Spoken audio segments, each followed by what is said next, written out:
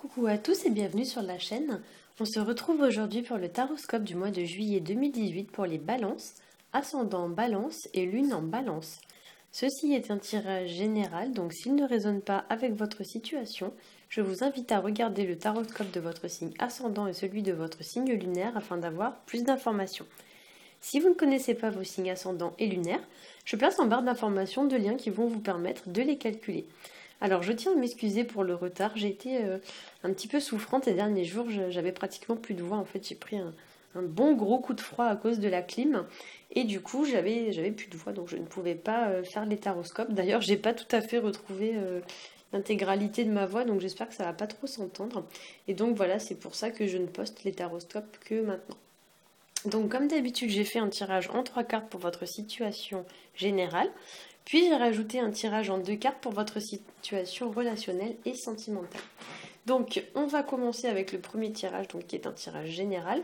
J'ai tiré pour vous la carte du jugement accompagnée de la carte de l'étoile et la carte des amoureux.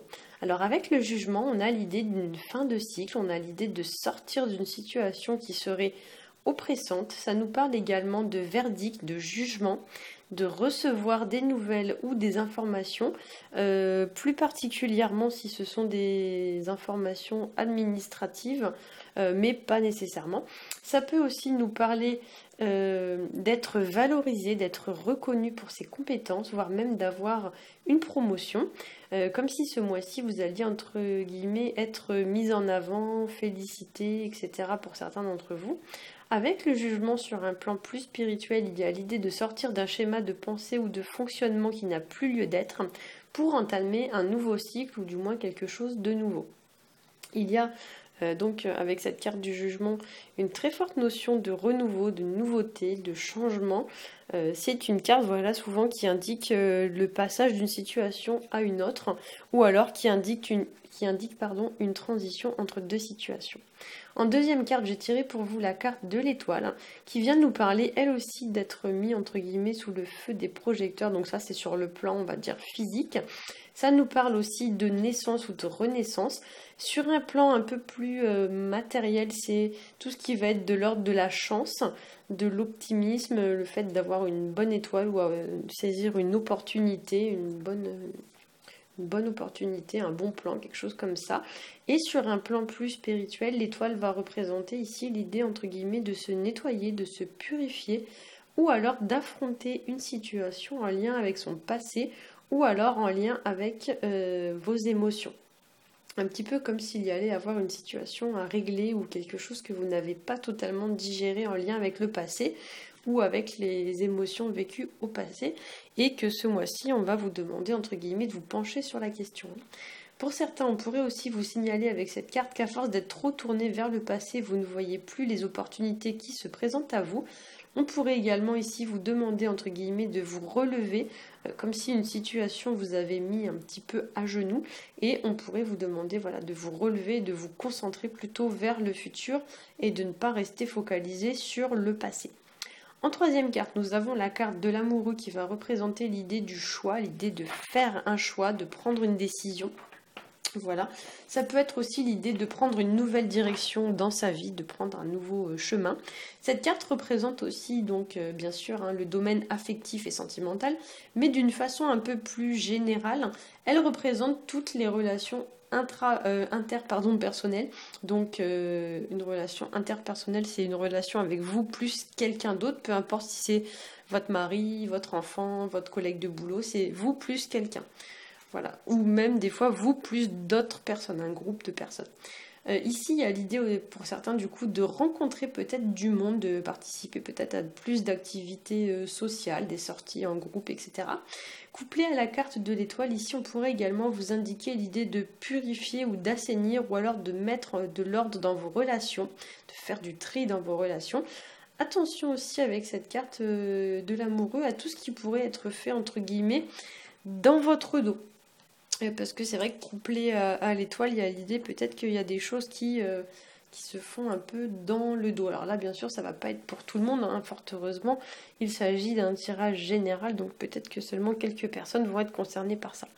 Au niveau du tirage relationnel et sentimental, j'ai tiré pour vous la carte du pendu, que je vais essayer de vous montrer un peu mieux. Voilà, et la carte de la justice. Donc avec la carte du pendu, on pourra parler d'un blocage d'une situation, voilà, qui se bloque, voire même qui s'arrête. Il y a l'idée que peut-être quelque chose est en pause, un genre de temps mort ou ce genre de choses, voire même quelque chose qui s'arrête. On pourrait parler aussi d'une situation qui ne tournerait peut-être pas forcément en votre faveur, ou alors qui va se détériorer, se dégrader. Ça peut nous parler aussi d'une certaine forme de préjudice ou de dommage qui pourrait, entre guillemets, vous porter atteinte. Et ça peut parler aussi de contraintes liées au temps, donc tout ce qui va être des retards, des choses qui sont plus compliquées que prévu, que ça se passe pas comme prévu, etc.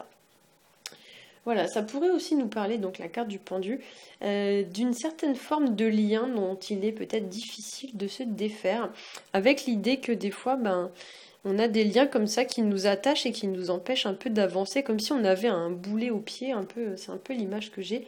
Donc effectivement, avec la justice ici, il y a l'idée, avec l'épée de la justice, peut-être de couper quelque chose, couper un lien ou quelque chose qui nous entrave.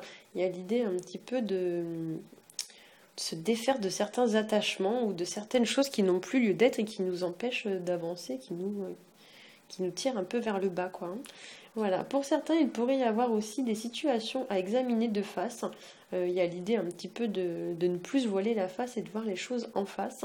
Et peut-être que pour certains, il faudra trancher des situations ou du moins prendre une décision là-dessus, statuer là-dessus, ou encore voilà, rétablir une certaine forme d'équilibre et d'harmonie dans cette situation.